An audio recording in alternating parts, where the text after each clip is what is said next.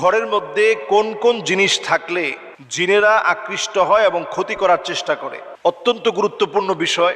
জিনরা আমাদের সাথেই থাকে এবং কারিন নামক জিন আমাদের সঙ্গেই বেঁধে দেওয়া আছে। প্রত্যেকের সঙ্গে এক একটা কারিন নামক জিন আছে, তবে ভালো সঙ্গী হিসাবে না। সে সবসময় আমাদেরকে ওয়াসওয়াসা দেয়, গুনাহের কাজ করার ব্যাপারে সে আমাদেরকে প্রলুব্ধ করে। এবার আসুন, ঘরের মধ্যে কোন কোন জায়গায় কোন কোন বিষয়ের কারণে জিন আসে। যেমন ধরুন, আমাদের ঘরের মধ্যে আমরা অনেক সময় জুনজুনি রাখি এবং পর্দাগুলোর ভিতরে এখন স্টাইলিস্ট যে পর্দাগুলো রয়েছে, ওই পর্দাগুলোর ভিতরে আপনি দেখবেন যে জুনজুনি বাজতে থাকে। এগুলো আমরা এখন প্রত্যেকের ঘরে এখন ফ্যাশনেবল এই পর্দাগুলো ব্যবহার করি এবং সেখানে জুনজুনি বাজতে থাকে। নবী সাল্লাল্লাহু আলাইহি সাল্লাম আমাদেরকে সতর্ক করেছেন, এই যে জুনজুনি অথবা নূপুরের যে আওয়াজ, ছোট ছোট বাচ্চারা নূপুর পরে, পায়ের মধ্যে নূপুরের ঝুনঝুন ঝুনঝুন করে আওয়াজ হয়, এটার কারণে জিনের আকৃষ্ট হয়। আপনি চিন্তাও করতে পারবেন না, খুবই সিম্পল সাধারণ বিষয়, কিন্তু জিনেরা এতে করে আকৃষ্ট হয়, রহমতের ফেরেশতারা চলে যায়।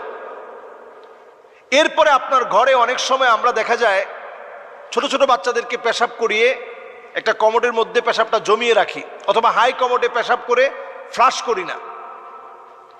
এই কারণে জিন আপনার প্রতি আকৃষ্ট হয়, ক্ষতি করার চেষ্টা করে। বাউলুন মুনকাতা, হাদিসের মধ্যে বলা হয়েছে যে কোথাও যদি পেশাব জমিয়ে রাখা হয় তাহলে ওই জায়গা জিনের কাছে পছন্দের জায়গা হয়। তাহলে এই জায়গায় পরিষ্কার পরিচ্ছন্নতাকে নিশ্চিত করা। এরপর নবী সাল্লাল্লাহু আলাইহি সাল্লাম আমাদেরকে হাদিসের মধ্যে জানিয়েছেন, জিলদু নামির, বিভিন্ন প্রাণীর চামড়াকে আমরা, মৃত প্রাণীর চামড়াকে আমরা ঝুলিয়ে রাখি। জিন ঘরের ভিতরে আকৃষ্ট হওয়ার আরেকটা কারণ কাতিউ রাহিম, আত্মীয়তার সম্পর্ক যে ঘরের মধ্যে থাকে না, সন্তান হয়ে মাকে দেখতে পারে না, সন্তান হয়ে বাপকে দেখতে পারে না, সন্তান হয়ে আত্মীয় স্বজনের খবর তো নেয় না, নিজের ভাইয়ের খবর নেয় না, এইরকম ব্যক্তিদের ঘরে দুষ্ট জিনেরা আসে। রহমতের ফেরেশতারা এমন ঘরে থাকে না, দুষ্ট জিনেরা এই ঘরের ভিতরে আসে।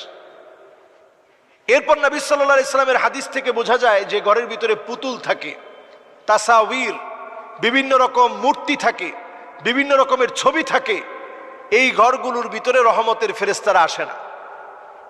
এরপর হাদিস থেকে বোঝা যায় নবীজি সাল্লাল্লাহু আলাইহি সাল্লাম আমাদেরকে জানিয়ে গিয়েছেন, যেই ঘরের ভিতরে কোরআন তেলাওয়াত থাকে না, ওই ঘরের ভিতরে রহমত থাকে না।